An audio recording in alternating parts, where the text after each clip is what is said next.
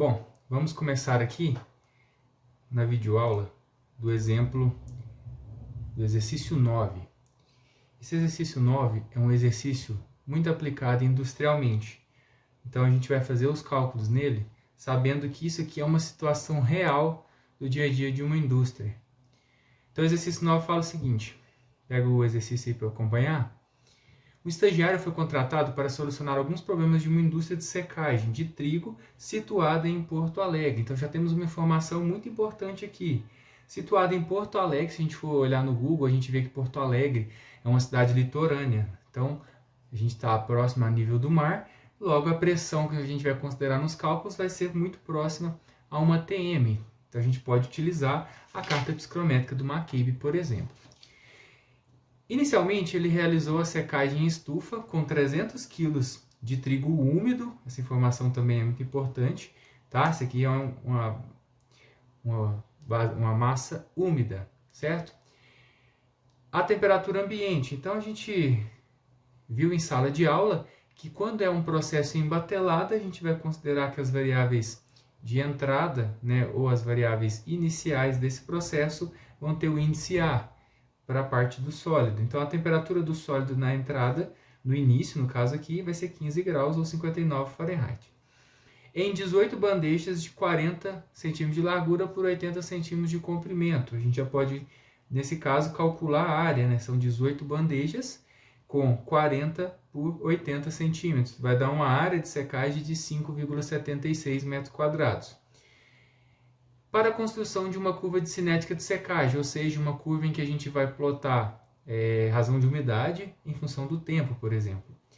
O ar de secagem entrava a uma temperatura constante de 49 graus Celsius, e o ar de secagem a gente padronizou, né, que para processo batelado ele vai ter o índice B, que é o ar de entrada. Então o THB vai ser 49 graus Celsius ou 120 Fahrenheit. 2,62 de fração molar de vapor de água, ou seja, o YA vai ser de 2,62%, e saía, ou seja, o THA vai ser 41 graus Celsius, ou 105,8 Fahrenheit. As sementes apresentavam uma umidade total inicial de 1,8 kg de água por quilograma de sólido seco. Então, a umidade total vai ser o XT, como é um dado de início de secagem, vai ter o índice A no processo batelada, e essa informação que foi me dada foi em base seca, certo? De 1,8% a 180%. As sementes foram submetidas à secagem por um período de 480 minutos e as massas da semente foram monitoradas aqui, né? E aí os dados que ele nos forneceu, fala aqui, né, o tempo em função da massa. Então no tempo zero nós temos 300 quilos, e à medida que foi secando, foi passando o tempo, foi secando e a massa foi caindo até que chegou numa massa final de 117,9 quilos. Certo? E aí ele dá algumas informações, ele dá uma figura que mostra a isoterma de equilíbrio para alguns materiais. Se a gente pegar essa figura, a gente vê que tem a isoterma do trigo, né, que é a curva em azul, e aí ela é uma umidade de equilíbrio em função da umidade relativa. Essa isoterma ela é válida para temperatura entre 20 e 50 graus Celsius. No nosso caso aqui, a gente está secando a uma temperatura do ar de secagem de 49 graus Celsius. Então, a gente consegue sim, né, utilizar essa isoterma de equilíbrio. Vamos voltar lá para o problema. Ele fala na letra A a seguinte coisa. Ele quer saber qual que é o tempo total de secagem se ele saísse, ele saísse de uma umidade de 1,5 ou 150% em base seca. Nesse caso aqui ele está falando umidade livre, inicial e final, certo? Então ele quer sair de 150% de umidade livre em base seca para 10% de umidade livre em base seca.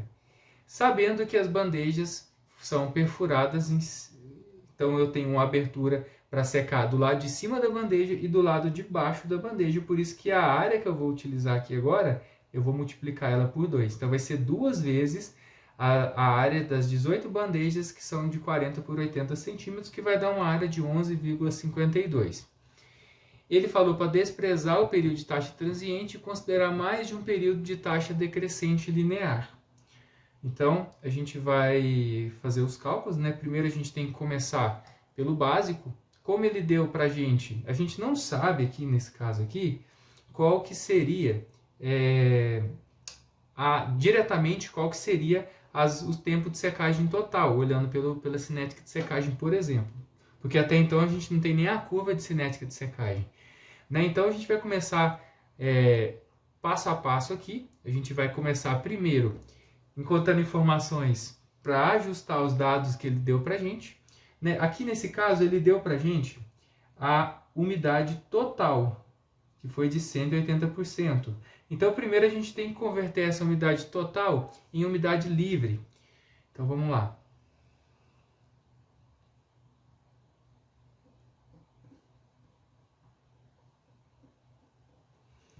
Para converter, a gente tem que encontrar o x asterisco, e para encontrar o x asterisco eu preciso da umidade relativa. Nesse caso aqui, a gente consegue encontrar a umidade relativa muito facilmente. A gente tem as informações, ele deu as informações para a gente de fração molar, por exemplo, de ar na entrada, né? E deu para a gente também a temperatura do ar de entrada. Então, como é que a gente faz? Vamos pegar primeiro aqui. Ele deu a fração molar do ar. Aqui eu vou chamar de B, que seria na entrada. Ele falou para a gente que era 0,262. A gente sabe que a fração molar, ela nada mais é do que a razão entre as frações. Então, nós temos aqui YAB é igual a pressão parcial do ar, do vapor de água, desculpa, dividido pela pressão total do meu sistema. Esse aqui eu sei, esse aqui é 1 atm, certo? E esse aqui também eu sei que é 0,0262. Então eu sei que a pressão parcial, nesse caso aqui, vai ser do ar na entrada, vai ser igual a 0,0262 atm. Beleza.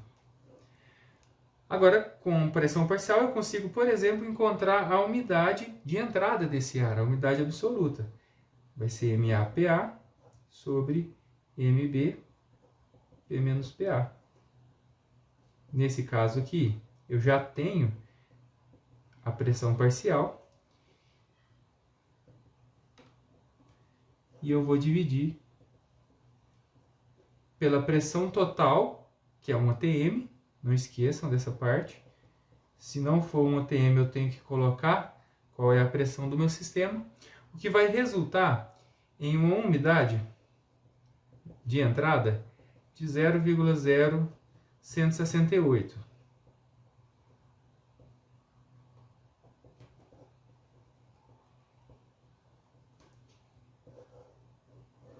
Certo?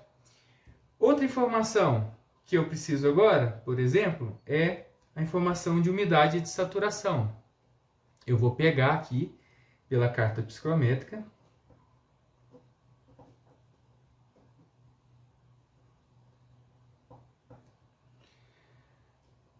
Eu sei que a temperatura de entrada é de 120,2 Fahrenheit. Então, a minha umidade de saturação na entrada, vamos ver aqui, é 120. Como é que eu acho a umidade de saturação? Eu subo verticalmente até bater na linha de 100%. Bateu aqui 120,2, mais ou menos aqui, 0,08. Então, essa aqui vai ser a minha umidade de saturação de entrada.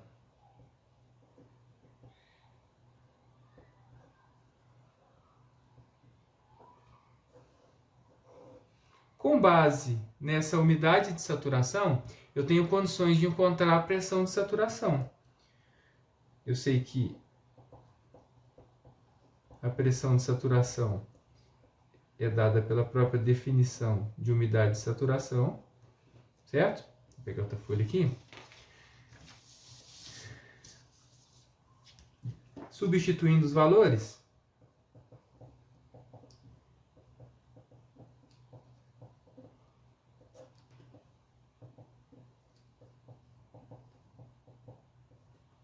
se a gente fizer aqui na calculadora, essa pressão parcial de saturação, nesse caso aqui vai ser da base, né? Vai ser de 0,1137 atm. Beleza. E agora? Agora eu sei que a umidade, definição de umidade relativa é PA sobre PAS, não é? Eu já calculei o PA, deu 0,0262, e eu já calculei o PAS, vai dar 0,1137. Então, nesse caso aqui, a minha umidade relativa da entrada vai ser de 23%. Certo? Beleza. Agora a gente vai lá na isoterma e dá uma olhada no valor de 23%, né? Pega a isoterma de vocês. Essa isoterma, a umidade relativa dela está dividida a cada 2, né? Esse tracinho menor são de 2 em 2. Então, se a gente pegar aqui, 23%, eu não estou com a isoterma aí, mas dá uma olhada aí, vai dar em torno aqui de 7% de umidade de equilíbrio. Vê se vocês conseguem encontrar esse valor também. Então, pela isoterma,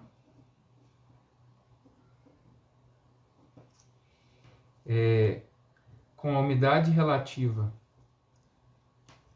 de 23,04%, eu encontrei uma umidade de equilíbrio do sólido de aproximadamente 7%. Então, agora a gente já tem condição de converter aquela informação de umidade que estava em umidade total para umidade livre. Eu sei que umidade livre, nesse caso, do início em base seca, vai ser a umidade total menos a umidade de equilíbrio. Então, aqui vai ser 1,8 menos 0,07, que vai resultar em uma umidade livre de 1,73. Essa umidade é que eu vou usar nos cálculos, porque é a umidade que eu vou disponível para secagem, certo? A gente pode converter outra coisa também aqui. O que a gente pode converter? A gente pode converter a vazão. Vazão não, nesse caso seria a massa. Eu tenho aqui 300 kg de trigo úmido, então eu tenho aquela fórmula da disciplina que converter base mássica para base seca, base úmida para base seca, a gente divide por 1 mais x, nesse caso aqui vai ser XA, certo? Lembrando que isso aqui é em base seca, tá? Lembrando, todos os parâmetros que a gente utiliza nas equações tem que ser em base seca. Então, convertendo, a gente vai ter agora que a nossa massa em base seca vai ser 300 dividido por 1 mais 1,73. Isso vai dar uma massa de 109,89 kg de trigo seco. Certo?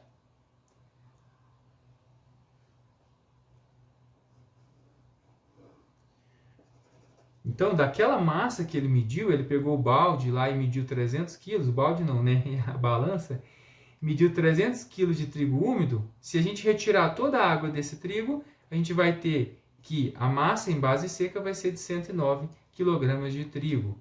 Isso está coerente, não está? Porque se a gente olhar aqui, ele secou até 117. Né? Se esse valor tivesse dado a mais do que esse aqui, estaria alguma coisa errada. Porque isso aqui é sem nada de água. Ele secou até 480 minutos, tem que dar um valor, obviamente, igual ou superior a essa massa. Certo? Senão ele teria perdido alguma massa aqui no processo que não fosse apenas o de secagem. Beleza. Agora o que a gente vai fazer? Nós vamos construir as curvas de cinética de secagem. E eu vou mostrar para vocês como é que a gente faz isso. A gente tem que pegar os dados aqui que a gente tem, que foi fornecido, e converter esses dados de massa em umidade.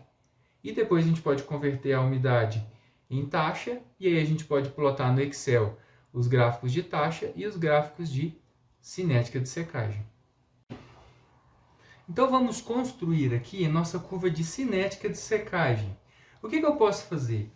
Olha, vamos começar pelos dados que a gente tem. A gente tem tempo e massa. Mas a curva de cinética de secagem, a gente sabe que a gente vai ter que criar uma coluna aqui de umidade. Por exemplo, umidade em base seca, A gente pode, por exemplo, depois converter para umidade em base úmida, se for do seu agrado, ou, por exemplo, razão de umidade, certo? Porque a gente viu que as curvas de cinética de secagem, normalmente, elas são plotadas com razão de umidade em função do tempo. Ou a gente pode plotar x em função do tempo, base seca ou base úmida, certo? Então vamos fazer o seguinte, qual que é a definição lá de umidade? A gente sabe, aliás, qual que é a definição de quantidade de água em um sólido? A gente sabe que a quantidade de água, ou vapor de água, num sólido seria a massa do sólido vezes a sua umidade, certo? Então o que a gente faz quando a gente pega e isola esse x? A gente sabe que a umidade, nesse caso, vai ser a massa de água sobre massa do sólido, certo? Isso aqui a gente viu. Quando a gente faz o experimento de secagem em estufa, o que acontece? A gente pega a quantidade de água que evaporou e divide pela massa do sólido. A gente tem a umidade. Então vamos fazer isso aqui? Vamos ver aqui? Ó, a gente tem aqui 300 quilos, né? Vamos pegar aqui então MV, vai ser 300 quilos de trigo úmido. E vamos tirar do trigo seco, que a gente calculou aqui, né? A massa de trigo seco é 109 e tinha 300 kg de trigo úmido. Então, fazendo a diferença, a gente obtém uma massa de 190,11 kg de água. Ou seja, tem 190 kg de água nesse sistema. 190 kg de água, 109,89 quilo de trigo. Somando os dois vai dar a massa inicial do meu sistema. Beleza? Agora, o que acontece quando eu divido essa massa de água pela massa de sólido seco? Eu vou ter a umidade em base seca do início, certo? Se eu pegar aqui e dividir 190,11 por 109,89,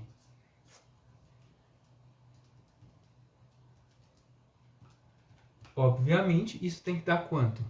Tem que dar 1,73. Que 1,73 que é esse, professor? Olha aqui. Teria que dar a mesma coisa, né? Porque se a gente sabe a umidade livre do sistema, a conta que a gente fizer aqui também vai ter que dar a umidade, certo? Beleza. O que a gente vai fazer aqui agora? A gente vai pegar essa umidade e vai calcular ao longo, né, de todo o nosso exercício.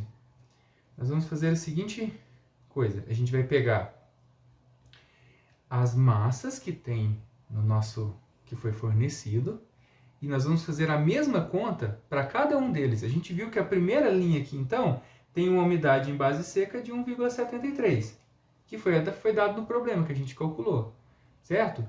E qual que é a próxima? 298. Então, a gente vai fazer aqui que a massa de água vai ser 298 menos a massa de sólido seco,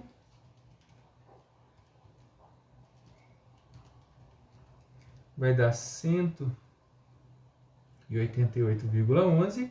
E agora a gente vai pegar e calcular a umidade em base seca para esse sistema. 188,11 dividido por 109,89. Deu 1,712. Caiu a umidade de 1,73 para 1,71 depois de 5 minutos de secagem. Então aqui vai ser 1,712. E eu vou fazendo isso para cada um dos meus resultados, tá? Por exemplo, se eu fizer isso para 10 minutos, vai ser 295 menos 109,89 dividido por 109,89. Vai dar 1,685. Para 15 minutos, 1,649. Para 20 minutos, 1,6. E assim por diante, certo? Até quando a gente chegar aqui nas últimas umidades, vamos ver quanto que vai dar? Aqui deu 0,16, 0,115 e 0,070. 7,3. Então, em 480 minutos de secagem, eu cheguei numa umidade de 7,3% em base seca, certo? Então, é isso que a gente vai fazer. A gente vai fazer no Excel, daqui a pouco a gente vai abrir o Excel, e vai fazer essa conta aqui para cada célula, para a gente montar a umidade em base seca. Depois, o que a gente vai fazer? Se for do seu interesse, você pode passar de base seca para base úmida. A gente sabe qual que é a equação, né? A gente vai pegar e vai considerar que x em base úmida é x em base seca dividido por 1 mais x em base seca. A gente pode montar essas informações aqui de umidade em base úmida. E depois a gente vai montar também a razão de umidade. O que é a razão de umidade? A gente viu lá que razão de umidade é a umidade livre sobre a umidade livre inicial. Então, eu vou pegar todos esses valores aqui de umidade, por exemplo, umidade em base seca, e vou dividir aqui por 1,73. E aí eu consigo montar uma coluna de razão de umidade. Certo? Beleza. Eu vou abrir o Excel com vocês aqui, só para mostrar como que ficou os resultados plotados. Então, eu montei aqui no Excel uma planilha em que eu tenho os dados de tempo e massa que foi dado no exercício, certo? E eu calculei a umidade em base seca para cada um das minhas informações de tempo.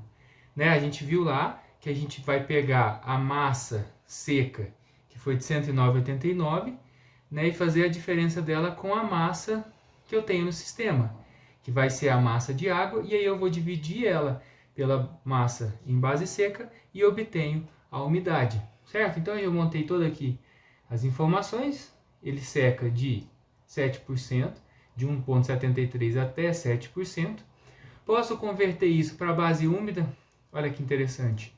1,73 de base seca dá 0,63 de base úmida. Peguei aquela fórmula para converter base seca para base úmida.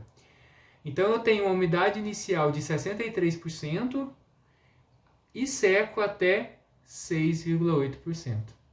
Ok? Posso fazer também a razão de umidade.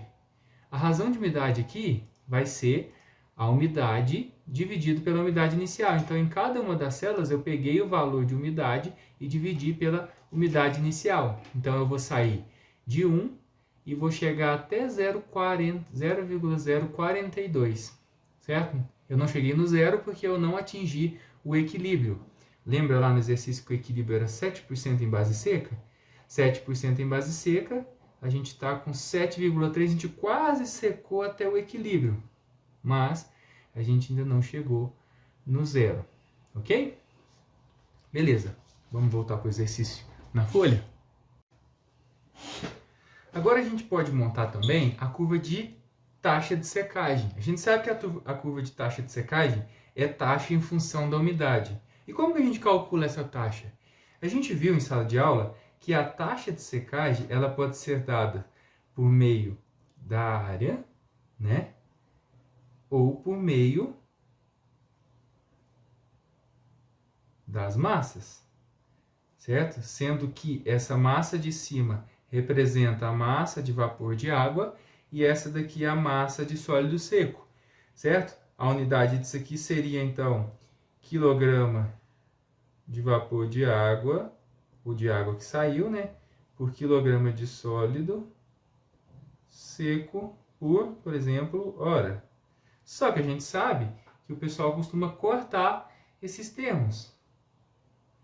Então, isso aqui fica 1 sobre tempo.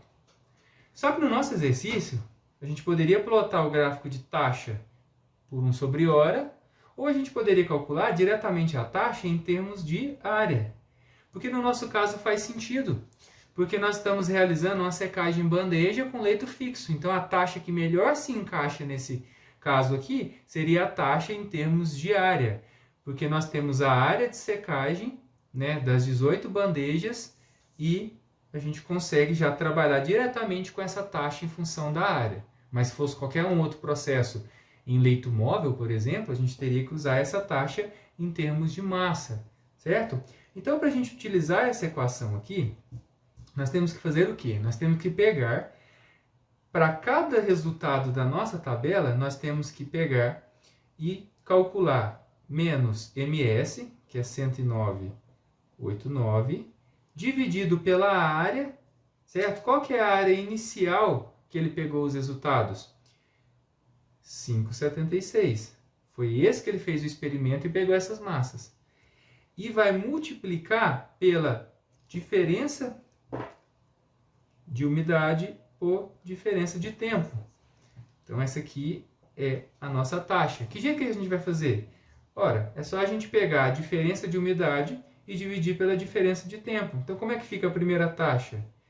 A primeira taxa aqui vai ficar menos 109,89 dividido por 5,76 vezes a umidade de 1,712 menos 1,73 dividido por 5 menos 0, que vai dar para mim uma taxa de secagem de 0,069 quilograma por metro quadrado por minuto, nesse caso, certo? Então, aqui a gente acrescentaria mais uma coluna de taxa e o primeiro valor, depois de 5 minutos, me daria uma taxa de 0,069 quilograma por minuto por metro quadrado. E eu iria fazer isso aqui para todos. Por exemplo, aqui daria uma taxa de 0,104, 0,135, ok? 0,174 e assim por diante até a gente chegar nas taxas finais.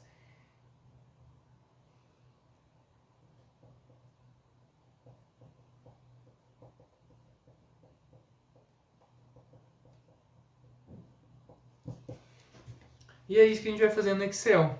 E aí, fazendo no Excel o cálculo da taxa, a gente pode plotar os gráficos de cinética e de taxa. Vamos voltar para o Excel? Voltando aqui para o Excel, olha aqui que interessante. A gente calculou aqui agora uma coluna com a taxa, tá? Lembrando que a gente pegou, para calcular essa taxa, a massa de sólido seco dividido pela área e fez a diferença de umidade atual com a anterior e diferença de tempo atual com a anterior e encontrou a taxa de secagem para todo o meu experimento, certo? Agora a gente pode plotar os gráficos. Por exemplo, vamos ver o gráfico de cinética de secagem. O gráfico de cinética de secagem é esse segundo aqui. Nós temos o gráfico de razão de umidade, já plotei direto com razão de umidade, mas nada me impediria de eu pegar esse gráfico e plotar, por exemplo, base úmida, umidade em base seca, tem que ajustar o eixo ali, mas vamos ver razão de umidade, em função do tempo, certo? A gente percebe, né, aqui a gente começa com a umidade inicial e vai caindo, a gente percebe que tem várias mudanças aqui ao longo da minha secagem. Inicialmente eu tenho uma certa diferença aqui, né, na taxa, depois a taxa parece que vai caindo linear, depois ela vai assentando até que ela chega aqui no final e assenta, né? Vai cada vez mais mudando a inclinação. A gente viu que pelo gráfico de cinética de secagem a gente não consegue analisar muita coisa. Então a gente vai e plota o gráfico de taxa de secagem, que é esse segundo. Eu plotei taxa de secagem em função da umidade. Lembrando que a gente lê esse gráfico da direita para a esquerda. A taxa aqui vai ter unidade de quilograma por metro quadrado por minuto. Tá? Mas você poderia plotar esse gráfico em minuto a menos 1, certo? Mas para o nosso caso aqui, o mais interessante é trabalhar com uma taxa em função da área. O formato da curva seria o mesmo, mudaria só o valor aqui do eixo Y. Vamos analisar aqui, eu já fiz até a divisão aqui. Ele falou, possivelmente ele falou que tinha, né, um período de taxa constante que era para desprezar. Então, a gente vê mesmo que há um período de taxa constante. Há um período de taxa transiente aqui no início. No início o sólido ele precisa aquecer, ele entrou a 15, né? O ar está secando a 49, então ele precisa aquecer, então a taxa ela vai aumentando à medida que o sólido vai se aquecendo, até se igualar à temperatura de bulbo úmido. Depois ele vai secar aquela água superficial, né, dentro do sólido, que está mais fácil de secar, que é o período de secagem constante, e depois começa a ter aquela água mais interna, onde a difusão controla a secagem. E aí a gente pode ver, nesse caso, ele até pediu para a gente fazer, que ao invés de utilizar um período, por exemplo, decrescente linear e um período parabólico, que a gente dividisse em vários períodos decrescentes lineares, certo? Aqui, por exemplo, a gente tem um período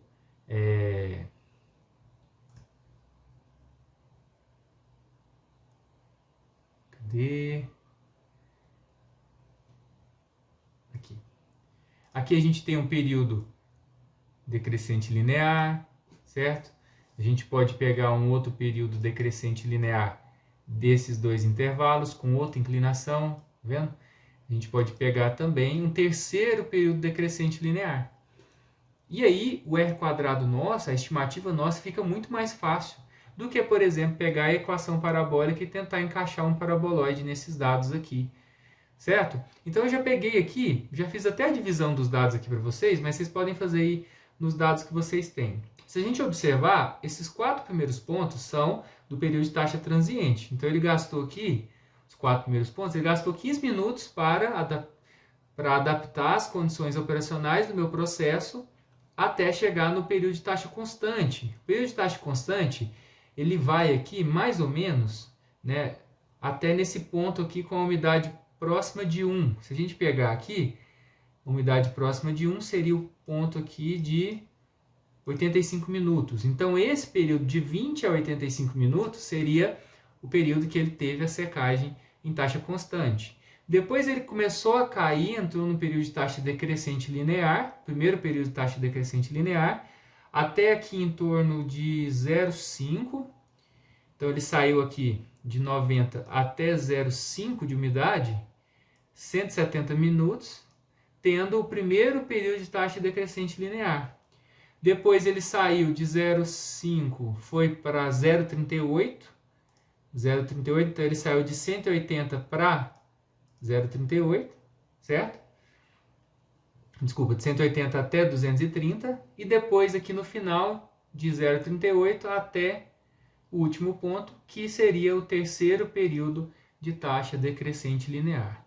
Então eu aconselho a vocês a tratar parte a parte o seu gráfico de secagem, porque assim você vai estar errando menos, porque você vai estar pegando intervalos menores e encaixando retas nesses intervalos menores. Então, pela minha experiência, eu faria sim esse exercício, ok? Beleza, vamos voltar aqui para o exercício. Então, a gente viu aqui, vamos só finalizar algumas coisas. Então, nós temos aqui no nosso sistema um período de taxa constante. Vamos ver quanto que dá essa taxa constante? Se a gente pegar aqui a taxa, que é esse período verde, né? Pegar os valores de taxa nesse período verde, a gente vê que eles são ao redor de 0,17, 0,16, 0,18. E a gente fizer a média, olha aqui a média dos valores que eu selecionei. Então, a minha taxa no período constante tem um valor médio de 0,173, certo? Então, é esse valor que vai ser o meu RC no período de taxa constante. Ok? Então, e aí depois eu vou pegando ponto a ponto. Por exemplo, esse ponto aqui, eu tenho uma taxa de 0,074. Esse vai ser o meu valor do ponto crítico entre uma taxa decrescente linear e a outra, e 0,029 vai ser o meu segundo ponto crítico entre uma taxa de decrescente linear e outra taxa de decrescente linear. Certo? Então, memorizem esses valores ou anotem aí que a gente vai anotar aqui de novo, mas já explicando como que eu obtive esses valores. Então, voltando aqui para a nossa curva de cinética de secagem, nossa curva que a gente plotou foi a de taxa de secagem, porque a gente conseguiu interpretar melhor a informação com ela. Traduzindo aquilo que eu falei para vocês no computador, a gente tem um período transiente que vai de 0 a 20 minutos, certo? Depois a gente tem um período de taxa constante que vai de 20 minutos até 85 minutos, mais ou menos, certo? E a gente viu que a taxa constante média para esse entre 20 e 85 minutos deu de 0,173 kg por metro cúbico por minuto, por metro quadrado por minuto. E a gente viu também que o último ponto, que é esse de 85 minutos, a taxa dele é de 1,013. Desculpa, a taxa não, a umidade. A taxa é de 0,173. Então, esse aqui vai ser o meu primeiro ponto crítico. O primeiro ponto em que vai dividir o período de taxa constante com o primeiro período de taxa decrescente linear. Certo? A gente viu que tem 3 períodos de taxa decrescente linear. O primeiro começa com 85 e termina em 170 minutos. E em 170 minutos a gente viu que a taxa é de 0,0747 e 170 minutos a gente tem uma umidade de 0,507. O segundo período, e aí essa taxa, essa umidade de 0,507 seria a minha segunda umidade crítica, que é aquela umidade que vai separar o primeiro período de taxa decrescente linear do segundo período de taxa decrescente linear. O segundo período de taxa decrescente linear começa em 170 e termina em 230. Em 230 a gente tem uma taxa de 0,0295 e uma umidade de 0,3805. Essa umidade eu vou chamar aqui a minha umidade crítica, essa aqui vai ser a de número 3. Estou errando aqui. Essa aqui vai ser a umidade crítica 3, em que vai ser a umidade que vai separar o segundo período de taxa decrescente linear do terceiro período de taxa decrescente linear, certo? E o terceiro período de taxa decrescente linear, ele inicia em 230 e termina em 480, que é o fim da secagem. Ok? Beleza, no item A, ele pede para a gente o tempo total de secagem para sair de 1,5 a 0,1. Lembrando que ele já deu para a gente umidade livre e base seca. Então, saindo de 1,5 para 0,1, equivale dizer que a gente está saindo, olha, a uma umidade abaixo de 1,013, ou seja, a gente ainda está no período de taxa constante, certo? Então, a gente vai começar no período de taxa constante, vai atravessar os 2 períodos de taxa decrescente linear até chegar em 0,1. 0,1 é uma umidade menor do que o último ponto crítico, ou seja, eu vou sair da umidade de 1,5, que está no período de taxa constante, e vou até o último período de taxa decrescente linear. Entenderam? Então, o meu tempo total de secagem vai ser o tempo de secagem no período de taxa constante, mais a soma dos tempos de secagem nos 3 períodos de taxa decrescente linear. Sendo que, para secagem no período de taxa constante, a gente vai secar de XA, que é 1,5, né? Até XC1, que é o ponto crítico, que separa o último ponto do período de taxa constante. Ok? Depois, o período de taxa decrescente linear. O primeiro período de taxa decrescente linear, a gente vai fazer uma secagem com o período de taxa decrescente, considerando ele linear, então essa fórmula a gente deduziu.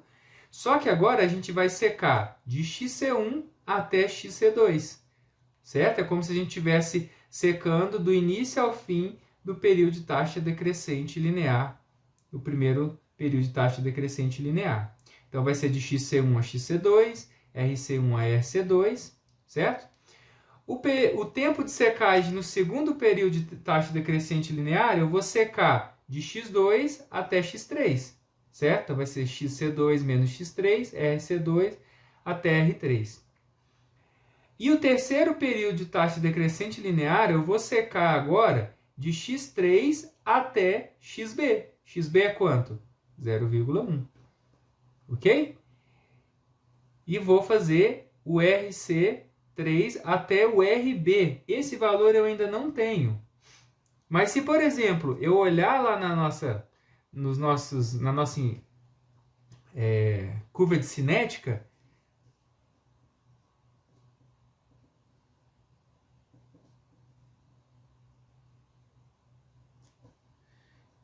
O RB, aliás, para uma umidade igual a 0,1, se a gente olhar, a gente vai ter que interpolar, porque a gente não tem uma umidade de 0,1 no gráfico.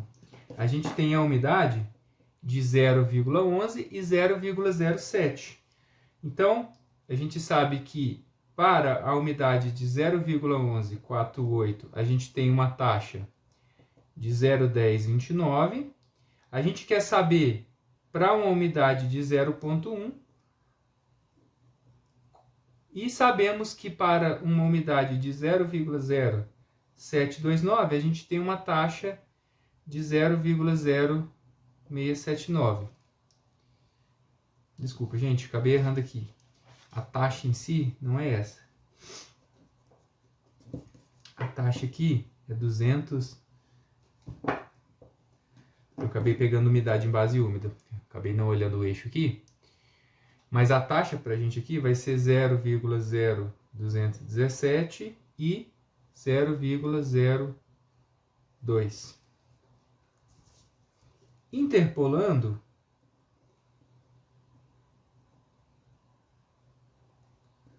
RB vai dar um valor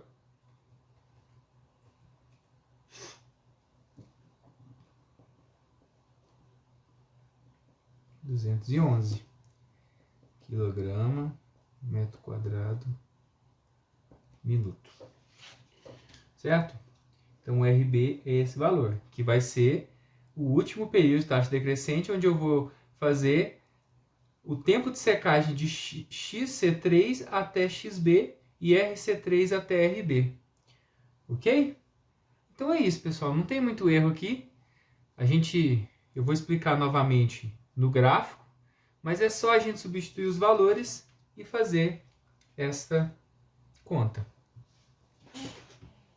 Explicando novamente, olha o que a gente vai fazer que eu mostrei na página pra gente. A gente dividiu os 4 períodos aqui, tem um período de taxa constante, decrescente linear 1, 2 e 3. A gente vai ter que secar, a letra A, ele pediu pra gente secar de 1,5 até 0,1. Então olha o que a gente vai fazer. Na verdade, a gente está secando, se a gente pegar aqui, a gente está secando de 1,5, seria uma secagem desse ponto até uma secagem até 0,1, que seria uma secagem até esse ponto.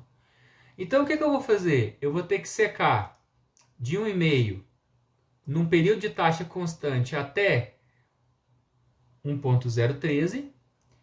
Depois eu vou sair de 1,013 e secar até 0,507.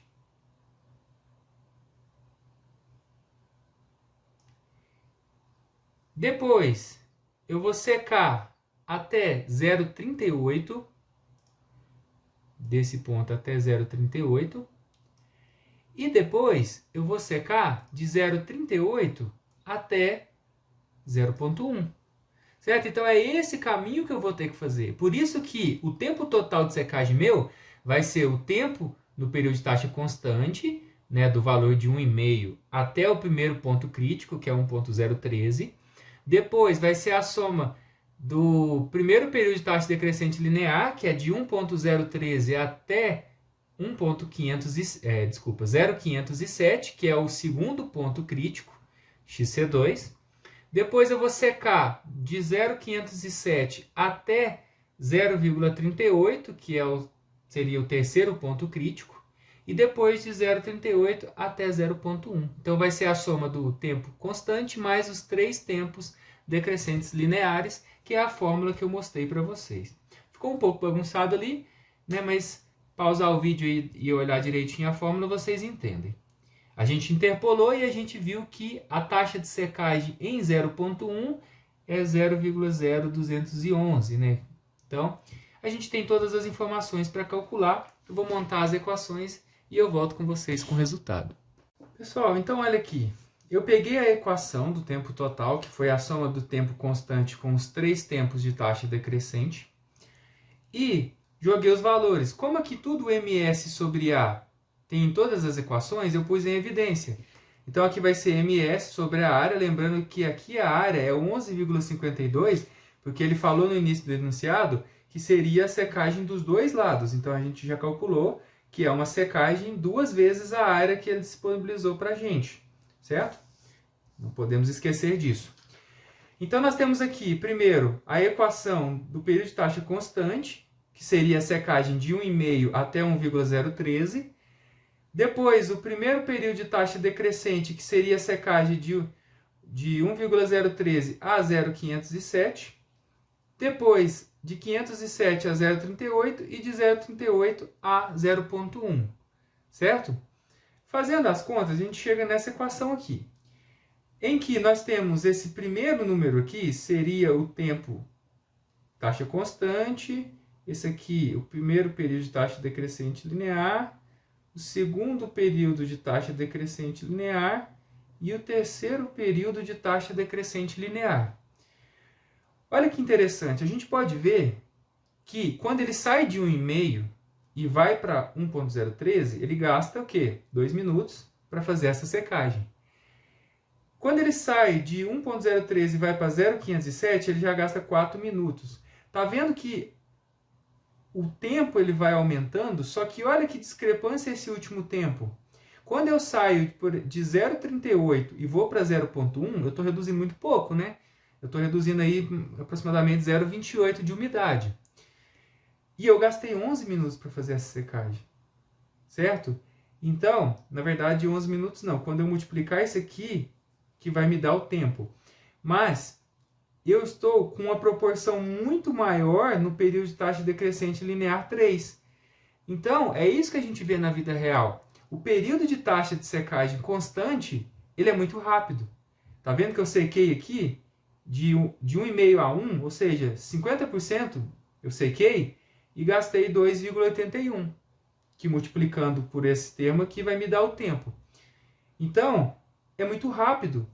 Olha aqui, aqui eu sequei 0,28 e gastei 11,19.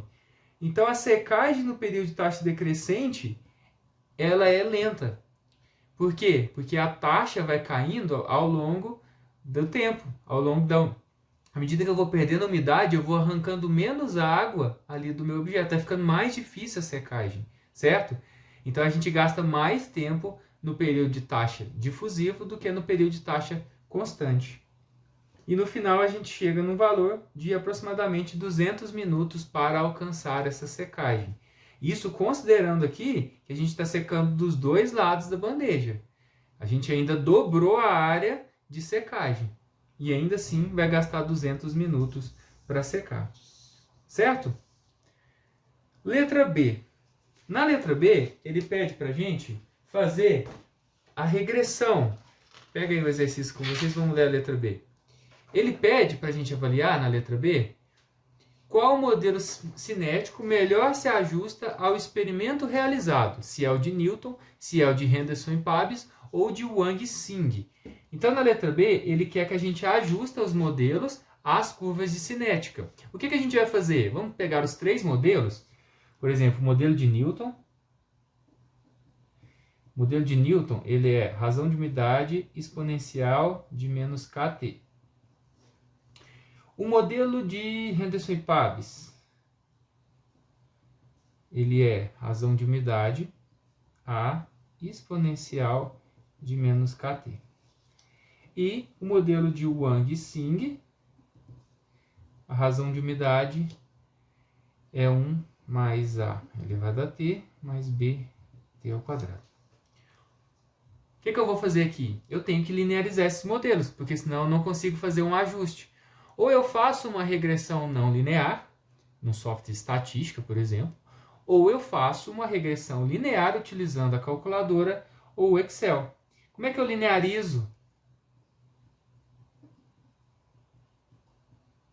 Como é que eu linearizo o modelo de Newton? Ora, é só eu aplicar ln dos dois lados. Então vai ficar ln de razão de umidade é igual a ln da exponencial, vai ser a própria parâmetro que está dentro da exponencial. Então isso aqui vai ser o meu y e isso aqui vai ser o meu bx, sendo que o a vai ser aproximadamente igual a zero. Ok? Então, na minha regressão, eu vou fazer y é igual a mais bx, o b vai ser o meu parâmetro k, ele vai ter que ter sinal negativo, e o x vai ser o tempo, e o a ele vai ter que dar próximo de zero.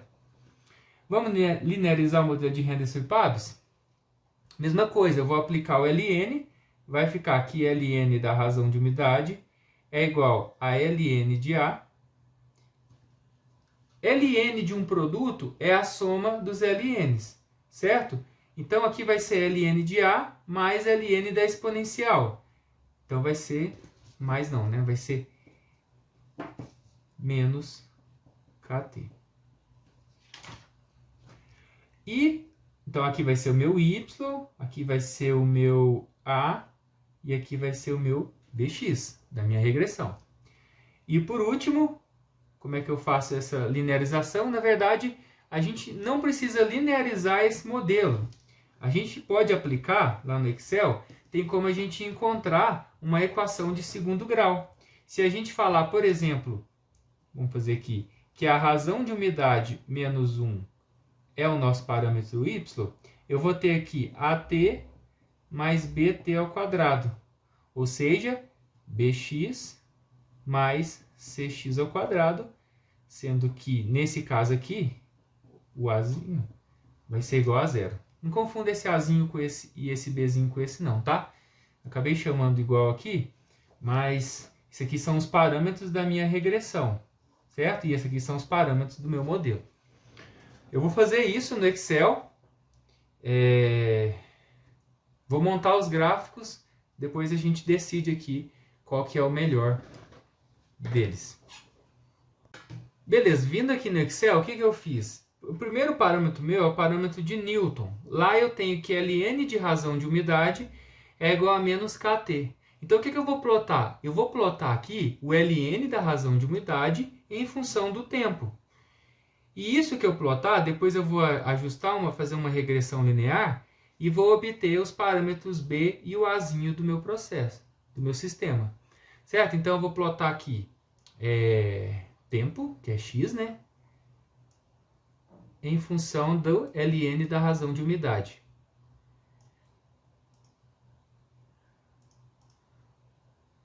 Então, esse aqui vai ser o modelo de Newton, né?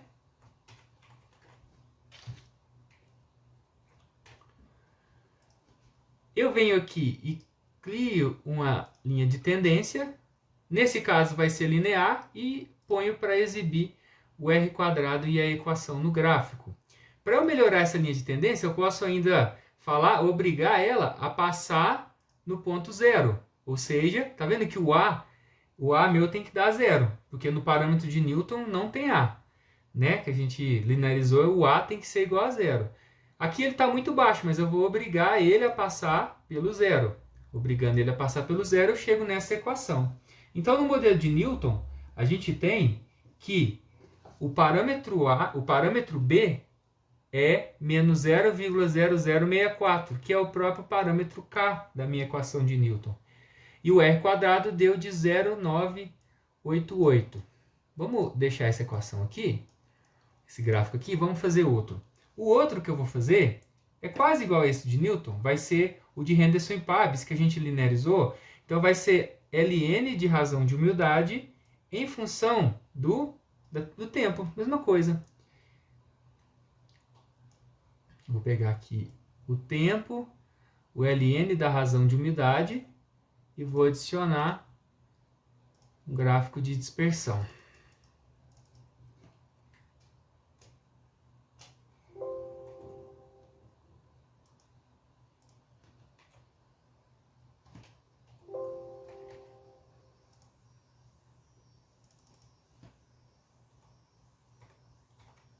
Estava dando problema aqui, pessoal.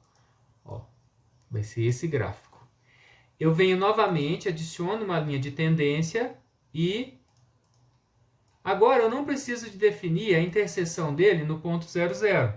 Porque na equação de Henderson e Pabst, quando eu linearizei, eu tenho o parâmetro A com algum valor e o parâmetro B com outro valor. Então, esse aqui acaba que já é a equação de Henderson e Pabst, tá? Vamos agora pegar e novamente fazer para a equação de Wang-Sing. Lá eu vou ter que plotar razão de umidade menos 1, que é o y, em função do tempo. Então eu vou pegar aqui o tempo em função da razão de umidade menos 1.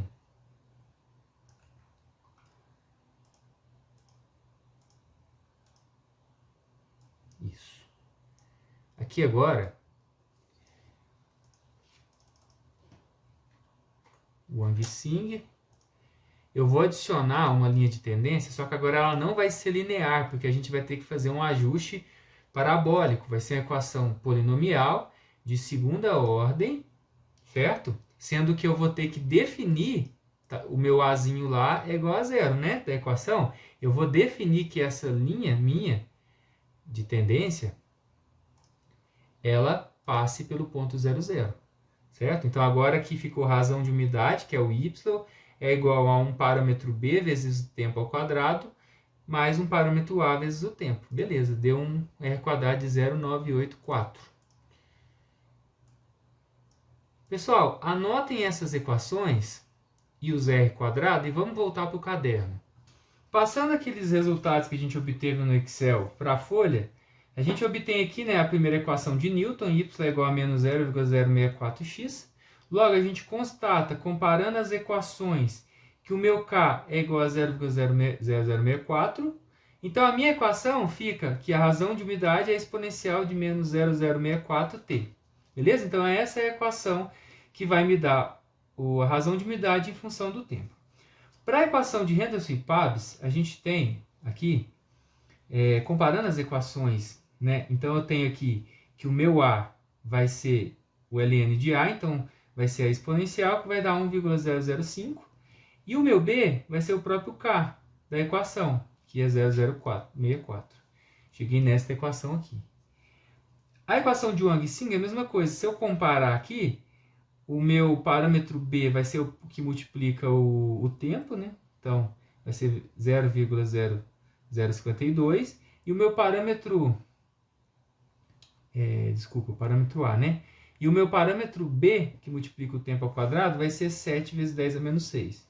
A equação de Wang-Sing fica que razão de umidade é 1 menos 0,0052 mais x. X não, né? Que a gente já pode substituir. Aqui vai ser tempo. Tempo e tempo ao quadrado. Mais 7 vezes 10 a sexta, tempo ao quadrado. Beleza, qual que eu seleciono? A gente olha quadrado. Olha aqui esse R quadrado, esse daqui e esse daqui. Qual que foi o melhor? Foi Newton e Henderson e Pabst. Qual que eu escolho?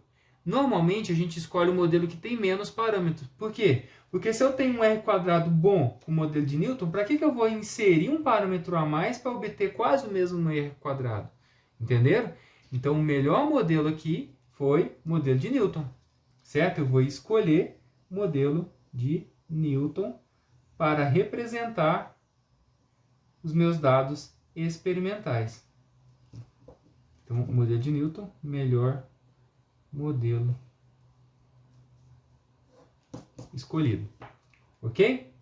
Letra C. Na letra C, ele pede para a gente qual é o valor do coeficiente de transferência de calor para a primeira hora de secagem, desprezando o período transiente. Nesse aqui, a gente vai ter que olhar o que seria essa primeira hora de secagem após o período transiente. Se a gente for olhar no nosso gráfico, o período de taxa transiente, vocês podem pegar o gráfico de vocês, ele vai de 0 a 20 minutos. Então, se ele está desprezando o período transiente, nós vamos ter que fazer na primeira hora de secagem, depois de 20 minutos. Então, eu vou ter que avaliar a minha secagem entre 20 minutos mais uma hora, que seria 60 minutos. Então, vai ser de 20 a 80 minutos, certo? E eu vou montar a equação aqui e já mostro para vocês.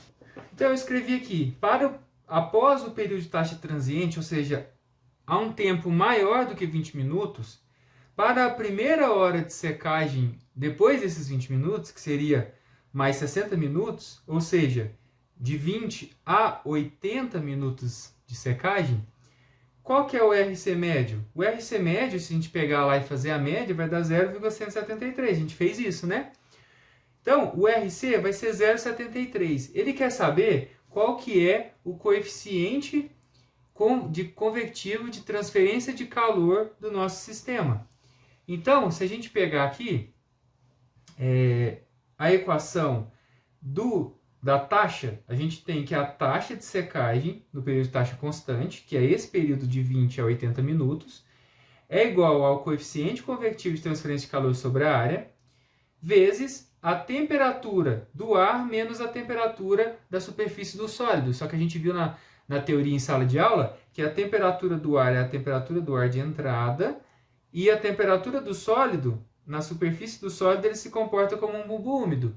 Então, seria a temperatura de bulbo úmido, certo? Então, pela carta, a gente pode obter essa temperatura de bulbo úmido. Com quais temperaturas a gente vai pegar? A temperatura do ar de entrada, que é 120,2 Fahrenheit, que a gente já converteu, e a umidade de entrada, que a gente calculou no início da letra A, se eu não me engano, 0,068.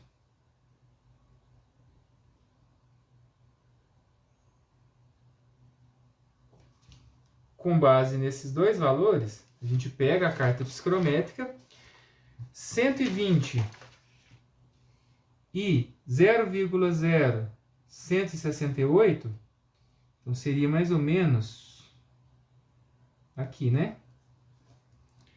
Aqui a gente encontra uma temperatura aqui, está entre 80 e 85, tá vendo? Vou chutar aqui mais ou menos 82, 83, vamos lá.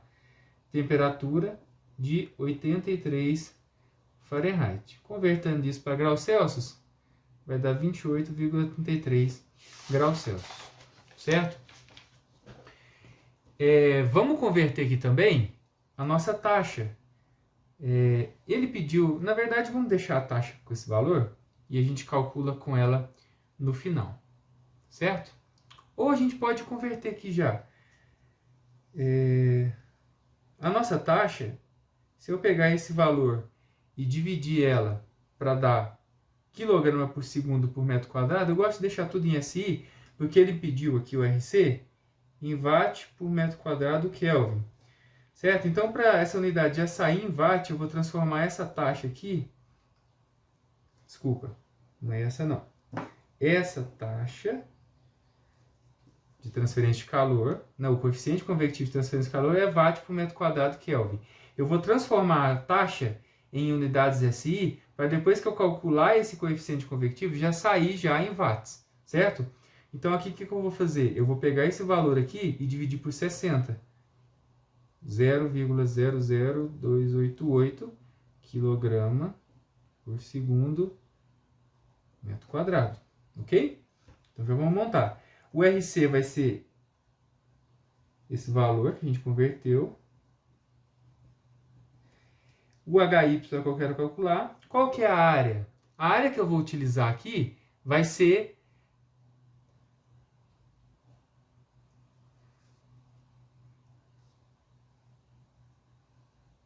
Aqui eu confundi, pessoal. Aqui não é área, não. Aqui é o lambda, tá? Lambda W. O calor latente à temperatura de bulbo úmido, eu vou calcular pelo apêndice do McCabe, certo? Então, aqui, o lambda pelo apêndice do McCabe, qual a temperatura? A de bulbo úmido vai ser 83 Fahrenheit, que é essa que a gente descobriu.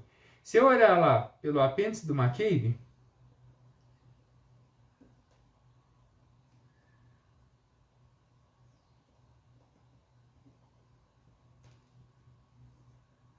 esse meu calor latente vai dar 1046,4 BTU por libra, ou, se a gente converter ele, vai dar 2433,9 kJ por quilograma, tá? Lembra que é kilojoule. Então, o valor que eu vou colocar aqui vai ser 2433,9 vezes 10 a terceira, tá? Para dar joule por quilograma. ok? Temperatura de bulbo úmido, desculpa, temperatura do ar de entrada, ele está entrando a 49 menos 28,33. Aqui, teoricamente, teria que ser em graus Kelvin, só que como é uma subtração de duas temperaturas, se eu converter para Kelvin aqui dos dois lados, tanto faz ser em graus Celsius ou Kelvin, certo? Então, aqui, o meu coeficiente convectivo de transferência de calor vai dar 339,12 nas unidades que ele pediu, que foi watt por metro quadrado por Kelvin. Então, esse é o resultado final. Foi em watts, porque a gente já trouxe tudo aqui em unidade SI. Na letra D, ele vai pedir para a gente qual deve ser o comprimento e diâmetro de um secador rotativo, ele pediu em metros, contracorrente para obter, teoricamente, os mesmos resultados de secagem realizados na estufa, que foram os primeiros dados que ele obteve, considerando uma razão L sobre D de 4,5. Lembra que a razão de L sobre D tem que dar entre 4 e 10 para ser um secador dado como coerente. O sólido saindo a temperatura ambiente e a operação em regime contínuo. E ele pede também qual a umidade percentual do ar de saída. E ele dá os dados para a gente, que a gente já anotou esses dados aqui no início do problema, né? Foram dos dados de CP, de lambda. Inclusive o lambda que a gente utilizou foi dado no exercício, 1046,4.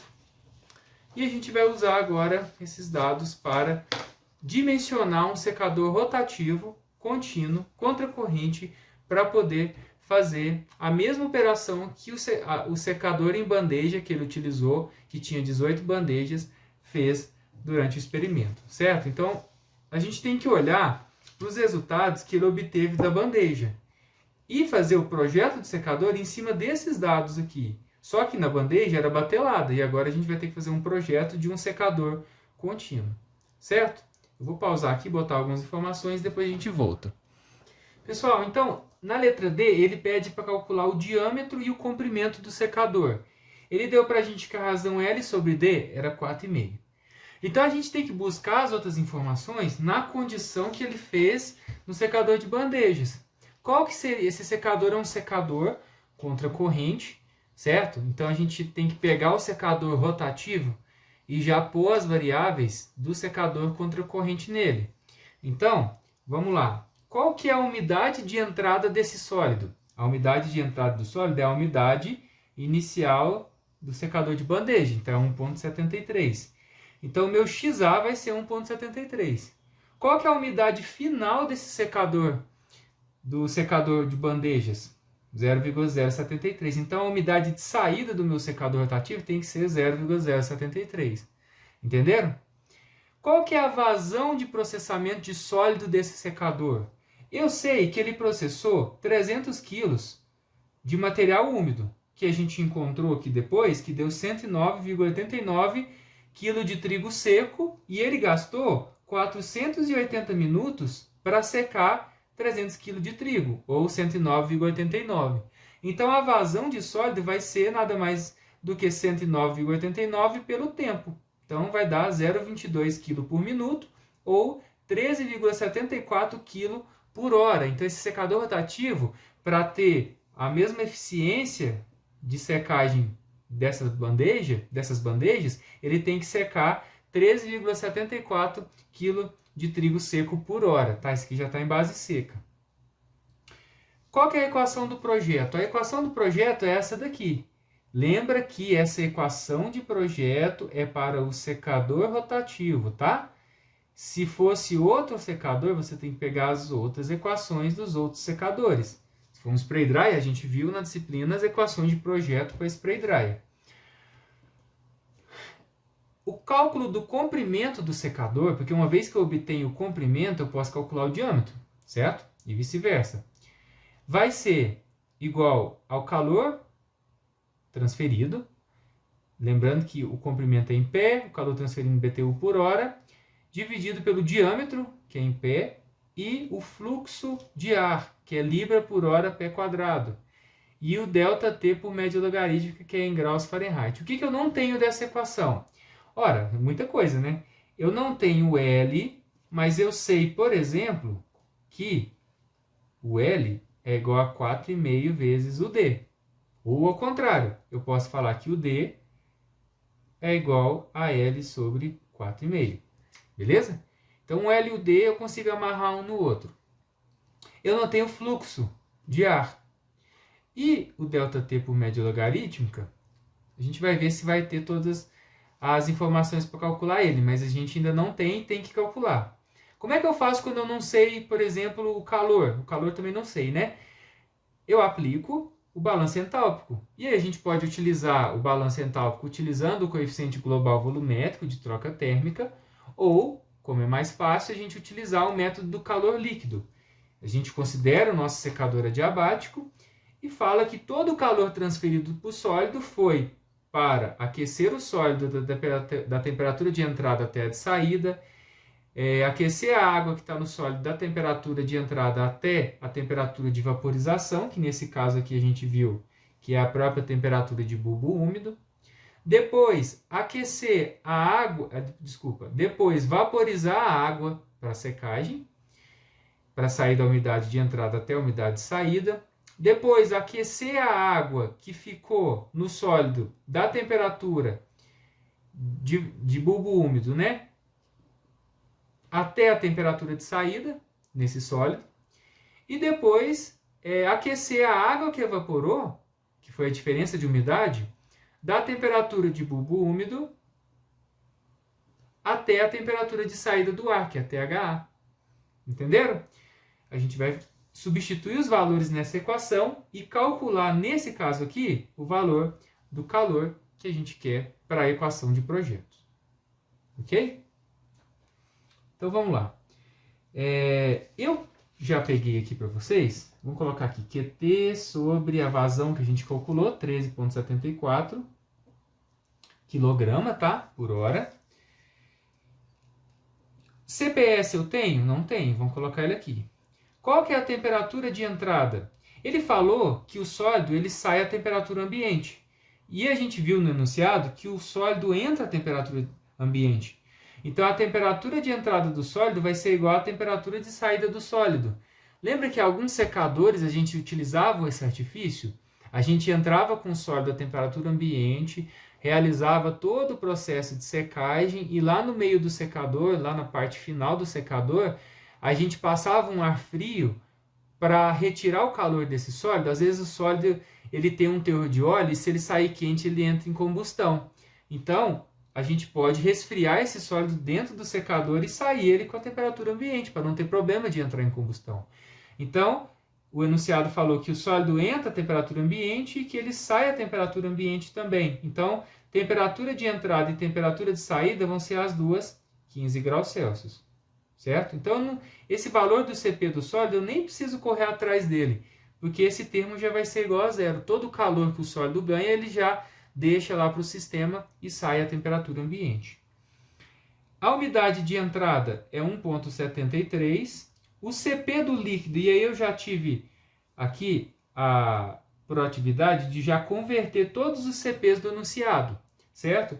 Aqui o CP do líquido era 0,998 BTU por libra Fahrenheit, eu já converti para 4,18 kJ por quilograma e fui fazendo todas as conversões para quilojoule para quilograma dos dados que eu dei no enunciado.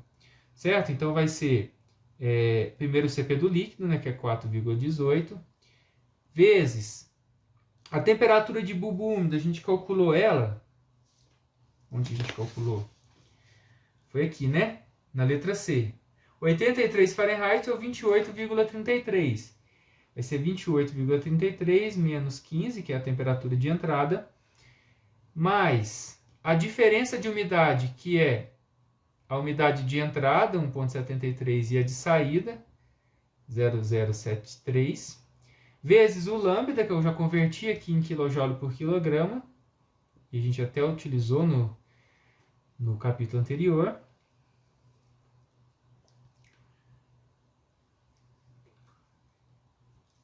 O X de saída, eu estou aquecendo a água que ficou no material, que é 0,073 vezes o CP do líquido, que é 4,18, vezes a temperatura de saída do sólido, ele sai a temperatura ambiente, menos 28,33, que é a temperatura de bulbo úmido, mais a diferença de umidade, para a gente contabilizar a água, o aquecimento do vapor de água, vezes o CP do vapor 1,865, vezes a temperatura de saída. Nesse caso aqui, ele falou para a gente, lá do processo, que o ar sai a 41 graus Celsius, certo? Ele entrou a 49 e sai a 41. Então é essa informação que a gente vai pegar também. No nosso caso, a gente quer que o ar saia também a 41. Então é esse aqui o cálculo do nosso calor transferido. Vamos fazer parte a parte? Então vamos colocar aqui o 13,74, multiplicando. O primeiro termo vai dar 0, certo? O segundo termo, 96,39. O terceiro, 4.032,97.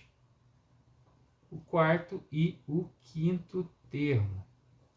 Vamos analisar termo a termo. Olha esse termo aqui. Deu 0. Por quê? Porque o sólido entra e sai com a mesma temperatura. Então, obviamente, o ar não vai usar energia nenhuma para... Aliás, ele até usa energia para aquecer o sólido, mas no final ele rouba essa energia, ele pega essa energia de volta para o processo utilizar novamente. Depois, ele gasta uma energia para aquecer a água no sólido. Então, ele aquece, gasta 96 aqui. Depois, ele gasta uma energia para vaporizar a água. Olha o tamanho dessa quantidade de energia que ele necessita. É basicamente quase muito maior do que a soma de todas as energias que tem no meu processo. Depois, ele vai aquecer essa água residual, só que a água residual está quente. Né? A água que ficou no sólido está quente e vai voltar para a temperatura ambiente. Então, na verdade, esse sólido está cedendo calor, o processo, por isso que ficou negativo. Depois ele vai aquecer a água que evaporou, da temperatura de bulbo úmido até a temperatura de saída e vai gastar esses 39 aqui. Ok? Então, só para a gente fazer uma análise, eu acho interessante a gente analisar, né, que o calor latente é o que tem maior contribuição nesse processo. O cálculo deu um calor de 57.219,4 kJ por hora. Eu vou converter isso aqui para BTU, porque a gente vai precisar dele em BTU. BTU por hora, que é o cálculo que a gente vai colocar lá na equação de projeto, ó, BTU por hora. Certo? Agora a gente precisa de encontrar o fluxo. Como é que eu encontro o fluxo? Primeiro eu tenho que achar a vazão. Achando a vazão, eu consigo achar fluxo. Né? Como é que eu acho a vazão? Eu posso, por exemplo, aplicar o balanço entálpico, só que agora eu vou aplicar para o ar e não mais para o sólido.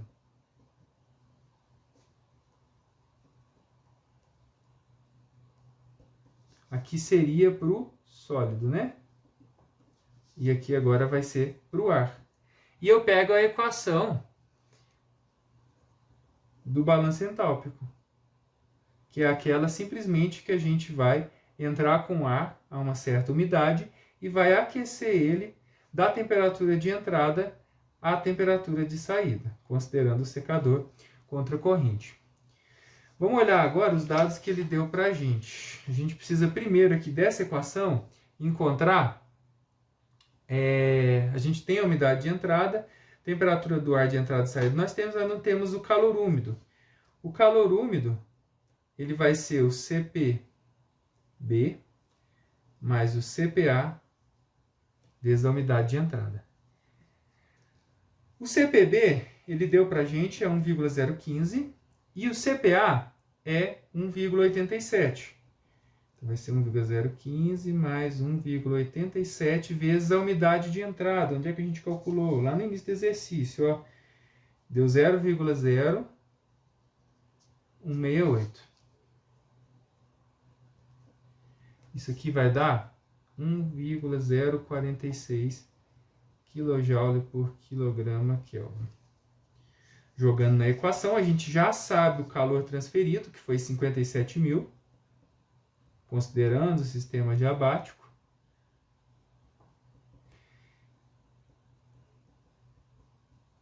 A umidade de entrada, o CS que eu calculei, e a diferença de temperatura. O ar entra a 49 e sai a 41. Ok?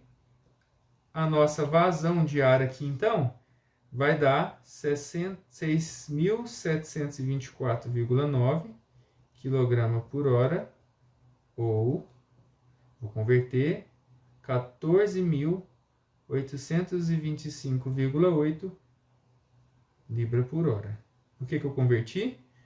Porque lá na frente a gente vai precisar do fluxo em libra por hora pé quadrado. Então, eu já tenho a minha vazão de ar em libra por hora. Então, eu vou precisar dessa vazão de ar para secar o meu material, para atingir todas as condições operacionais do meu sistema. Beleza. Vamos agora calcular esse fluxo. A gente sabe que o fluxo é vazão sobre área, certo? O nosso secador rotativo, ele é um cilindro. Se é um cilindro, ele tem uma seção circular, isso vai ser πd ao quadrado sobre 4. Então, como é que vai ser meu fluxo? O meu fluxo, ele vai ser a vazão de ar, que eu vou utilizar em libra por hora, que é 14.825,8, dividido por πd ao quadrado sobre 4. Só que, aliás, eu vou já substituir aqui. Só que eu sei que o diâmetro é igual ao comprimento sobre 4,5, certo? Então, o diâmetro quadrado vai ser o comprimento sobre 4,5, que foi aqui a informação que ele deu no enunciado. No final, isso aqui vai dar, substituindo L sobre 4,5 ao quadrado aqui, passando o 4,5 ao quadrado para cima e dividindo por π, eu vou ter que o fluxo vai ser igual a 382255,2 sobre L ao quadrado. Eu vou até mudar aqui para a gente não confundir. Então, isso aqui é o fluxo. Eu estou pondo esse ponto aqui, mas não precisa. O fluxo vai ser em função do comprimento, porque eu ainda não tenho o comprimento da coluna e não tinha o diâmetro, então vai ter que ficar em função. O que mais que falta? O ΔT por média logarítmica. A fórmula do ΔT por média logarítmica para um secador contra corrente, ele é THB menos THA dividido por LN, THB menos TW, THA menos TW, considerando que a temperatura de bulbo úmido ela é constante ali ao longo de todo o processo de secagem. Lembrando, isso aqui tem que ser em graus Fahrenheit. Então, todas essas temperaturas têm que ser em graus Fahrenheit também. Temperatura de entrada, acho que é 49, né? Convertendo vai dar 120,2 Fahrenheit. A de saída vai ser 41, convertendo vai dar 105,8.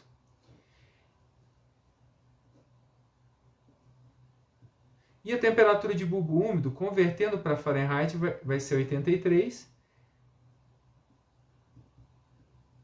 Certo? Então, aqui a gente obtém uma temperatura por média logarítmica de 29,41 Fahrenheit.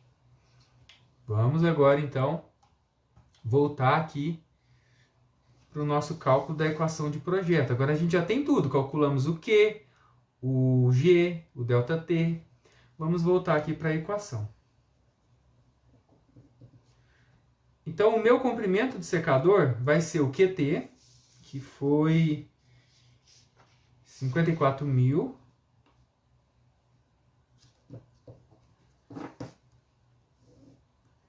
(54.233,5) vai ser 0,125 π vezes o diâmetro. A gente viu aqui que o diâmetro é L sobre 4,5. Vezes o fluxo. O fluxo a gente calculou aqui, que é 38.2255,2 sobre L ao quadrado, elevado a 0,67. Vezes o ΔT por média logarítmica, que é 29,41. Então, a gente tem uma equação que tem L, só L na equação. A gente pode multiplicar E calculando esse L, é um pouquinho difícil da gente encontrar, mas aqui a gente consegue elevar o L ao quadrado a 0,67, né, dividir aqui por L, L dividido por esse valor, vai ficar 1 menos o valor que ficar do exponencial aqui, passa multiplicando. Então, assim, é um algebrismo, mas a gente consegue calcular na mão mesmo, dá um valor de 7,691 pé, ou um secador de 2,34 metros. Ele pediu em metros. Agora eu posso voltar aqui, como eu sei que o diâmetro é o L sobre 4,5, vai ser 2,34 sobre 4,5. Então o diâmetro vai ser 0,52 metros. Olha que bacana, um secador de 2 metros por 50 centímetros. Um secador até compacto.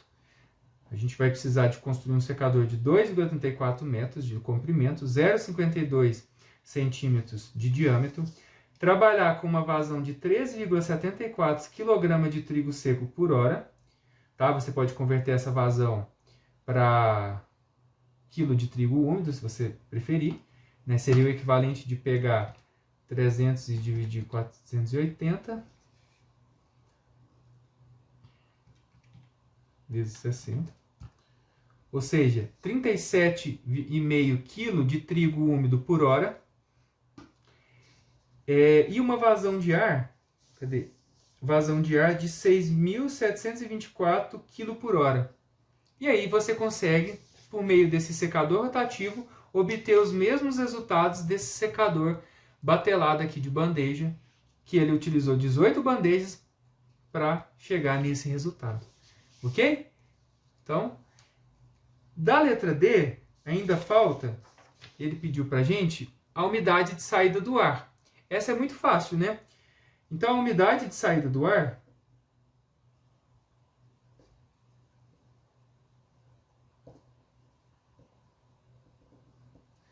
ele está pedindo para a gente o HA pelo balanço mássico do secador contra corrente.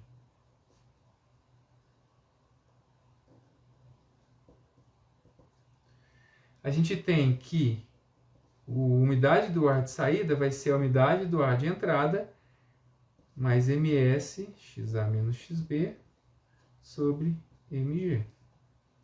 Então vai ficar 0,0168, que a gente calcula na letra A. A vazão de sólidos aqui vai ser 3,74, que a gente calculou no início da letra D. E a diferença de umidade vai ser a da entrada e a da saída do processo sobre a vazão de ar. Essa vazão de ar aqui, eu já vou pegar ela em quilograma por hora, tá?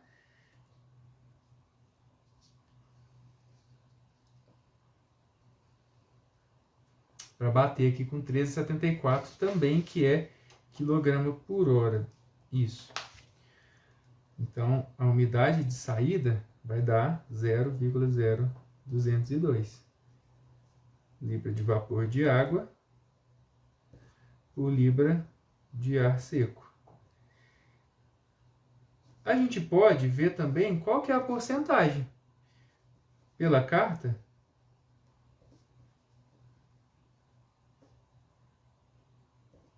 a gente tem a temperatura de saída do ar, que é 41 graus Celsius ou 105,8, e a umidade de saída de 0,202. 105 mais ou menos, né? Na metade aqui. E 0,202 seria mais ou menos aqui. Vai dar em cima, praticamente em cima, dessa umidade percentual de 40%, ó. Então, a umidade percentual de saída, aproximadamente 40%. Sai um ar até que razoável, né? O ar ele não sai tão úmido.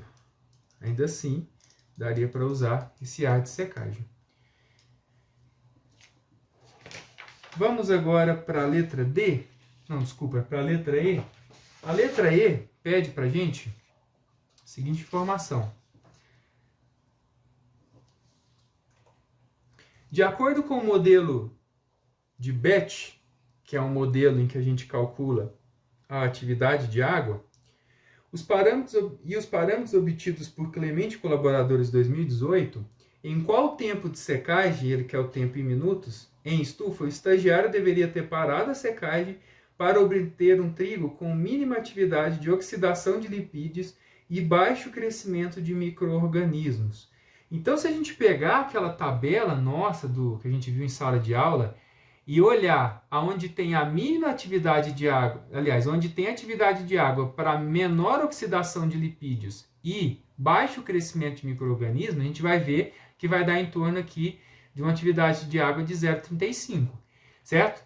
Aqui foi dada a atividade de água de 0,35, mas industrialmente, se você quisesse que o seu alimento tivesse uma baixa oxidação de lipídio e baixo crescimento de micro-organismos, você tinha que ir lá naquela tabela, naquele gráfico, e olhar qual que seria a atividade de água para obter a mínima oxidação de lipídios e o mínimo crescimento de micro-organismos, né? Claro que você iria chegar em valores próximos a 0,35, certo? Mas para a gente ter um valor fixo, né, para a gente não ter que, às vezes, um aluno escolhe um valor, o outro escolhe outro, eu já especifiquei aqui para vocês que o AW vai ser 0,35. Então, o que ele quer? Ele quer saber qual que é o teor, o tempo que ele devia ter parado a secagem para obter uma atividade de água 0,35. Então, olha que fácil esse problema. Eu simplesmente tenho que pegar a atividade de água, converter isso para umidade e, com base na umidade, eu olhar lá na tabela e ver qual que é o tempo de secagem para chegar naquela umidade. E aí eu falo que o tempo de secagem para chegar naquela umidade é tantos minutos e esse é o tempo que ele deveria ter operado o secador para chegar na atividade de água de 0,35. Vamos fazer o exercício? Ele dá as informações aqui para a gente. Eu vou anotar as informações e já retorno com vocês. Então eu botei aqui, pessoal, ele deu a equação de modelo de batch para a gente, poderia ser o modelo de Gabi, não tem problema. E ele falou que a umidade total, que é dada em porcentagem, vai ser função da umidade, desse XM, que é uma umidade M, que ele falou aqui, que é um parâmetro do processo. Para aquele material específico, ou seja, para o trigo, o XM é 18,146. Foi dado no problema. Isso aí se encontra em tabelas da literatura. E o parâmetro C, 66,20 para o trigo. Então ele quer que calcule o AW, então a gente vai fazer o quê? Vai substituir vai substituir o AW por 0,35, que é o valor que ele quer alcançar, né? E ver qual que é a umidade total. Então aqui vai ser XT, vai ser igual a 18,146 vezes 66,20 vezes o AW, que é 0,35. Isso tudo dividido por 1 menos 0,35. 1 mais, aqui vai ser um C, que é 66,20 menos 1 vezes 0,35. Acho que é isso, né? Aqui a gente obtém que o XT é 27,16%. Certo? Só que a gente está trabalhando com umidade livre. Então, para facilitar nossos casos, eu vou converter para umidade livre. XT é igual a X mais X asterisco, certo? Então, quer dizer que o X é XT menos X asterisco, que é igual a 27,16 menos o X asterisco, que é o X de equilíbrio, a gente já calculou lá no início, né? Lá no início, a gente achou que a umidade de equilíbrio do nosso processo... Vou me achar com esse tanto de folha, né? Aqui. É 7%. Então, a gente vai fazer, como é a mesma condição, né? Vai dar 20,16% de umidade livre. O que eu faço agora? Eu vou lá na curva de cinética. E aí eu vou com o computador para vocês. e vou achar qual que é o tempo de secagem para quando o meu X estiver em 20,16%. Vamos lá para o gráfico? Vamos aqui no nosso gráfico, a gente vai dar uma olhada. A curva de cinética eu pus mais para cá. Na cinética de secagem, a gente tem aqui a razão de umidade, né? A gente pode até converter essa razão de umidade. Vamos ocultar essa parte aqui, para a gente ter mais liberdade. Eu quero plotar, ao invés de razão de umidade, eu vou plotar agora a umidade em base seca. Ok? Só tenho que mexer aqui agora nesse eixo. Deixar aqui. E agora eu tenho aqui, ao invés de razão umidade, eu tenho umidade. Base seca em função do tempo.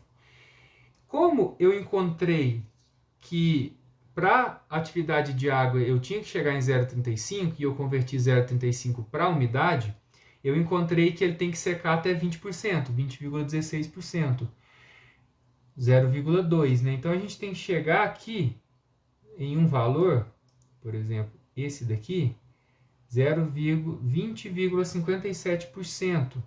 Então ele teria que fazer essa secagem até mais ou menos aqui 360 minutos, né? Vamos olhar aqui, 360 minutos. 360 minutos de secagem para obter um teor aproximadamente 20%. A gente vai ter que interpolar, né? A gente vai interpolar entre 20 e 16% para achar o tempo exato de secagem. Ou eu posso já considerar que 20,58% é aproximadamente igual a 20,16% e já falar que eu vou precisar de 360 minutos para chegar nessa atividade de água. Então, eu coloquei aqui 360 minutos, a gente chega em 20,58%, 400 minutos a gente chega em 16%, 20,16%, que é o que eu quero saber, a gente encontra aqui um tempo de 363,7 minutos. Então, eu tenho que secar 363,7 minutos, nessa condição que ele secou no início do problema, para poder atingir uma atividade de água de 0,35, certo?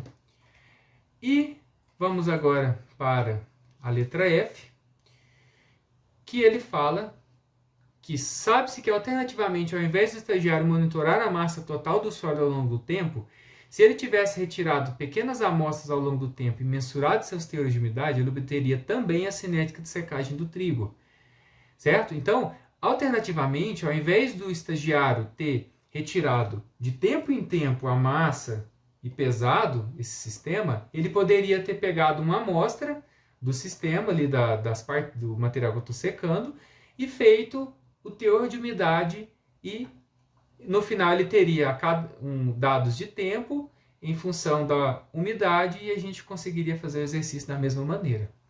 Então, essas informações que ele deu aqui de massa em função do tempo, elas são fáceis de ser realizadas se a gente tem um sistema pequeno, né? Por exemplo, eu estou fazendo uma secagem de pouca quantidade de material, mas agora pensa, ele tinha 300 kg de trigo e a cada tempo ele foi pesando esse trigo, deve ter dado uma trabalheira para pesar essas 18 bandejas, né?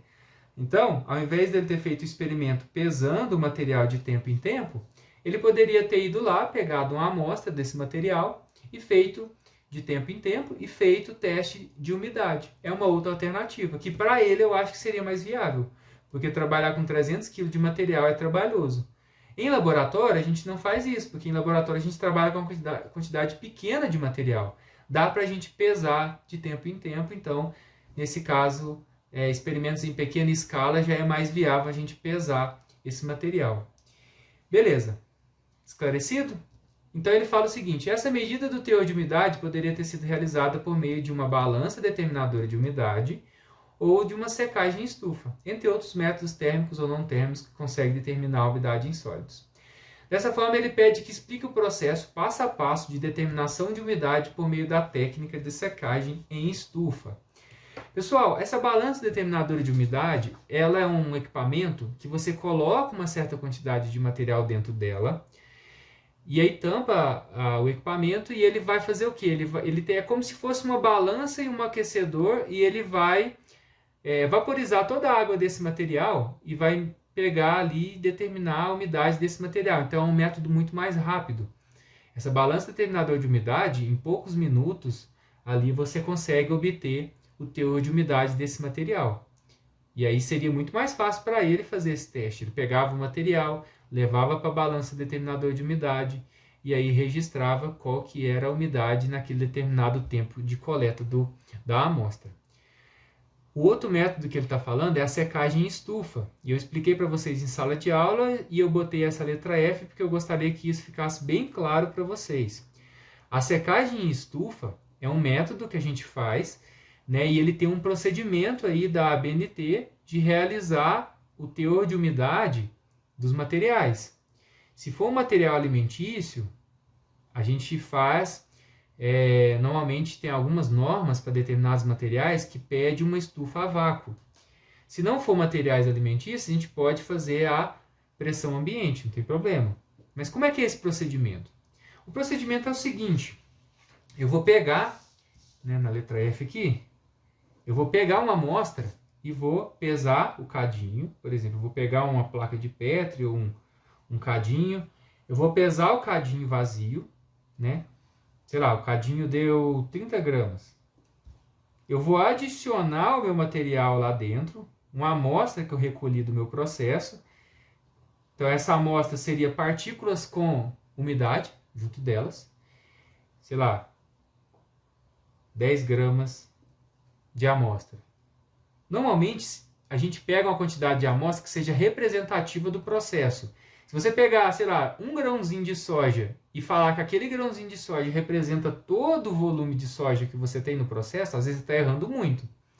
Mas se você pegar ali, sei lá, umas 20, 30 partículas de soja, aí sim essas 20, 30 partículas de soja pode ser que ela representa todo o meu sistema, todo o meu leito de soja, certo? Mesma coisa para o trigo nesse caso.